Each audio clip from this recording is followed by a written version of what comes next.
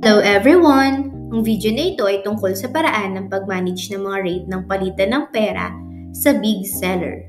Maaari kang mag-set ng isang fixed exchange rate sa Big Seller upang matiyak ang pagkakapare-pareho sa iyong mga kalkulasyong pinansyal. Ang fixed exchange rate na iyong itatakda ay magagamit sa pag-import ng produkto mula sa scrap products, copy listings at sales report. Kung walang nakatakdang palitan ng salapi, ang real-time exchange rate sa araw na iyon ang gagamitin para sa pag-convert.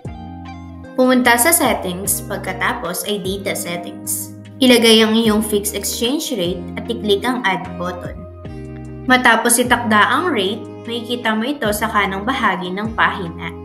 Kung kailangan mong gumawa ng mga pagbabago, madali mong may di-delete o may edit ang rate ayon sa pangangailangan. Kung mayroon ka pang karagdagang mga katanungan, mangyaring i-click ang Chat with Us sa ibabang kanang sulok upang makontak ang aming customer service para sa tulong. Ang aming customer service ay makikipag-ugnayan sa iyo kaagad. Kung mayroon kang anumang mga katanungan, ilagay ito sa comment section. Salamat sa panonood! Huwag kalimutan mag-like, subscribe at manatiling nakatutok para sa higit pang mga upgrade at features sa Big Seller. Magkita-kita tayo sa susunod. Paalam!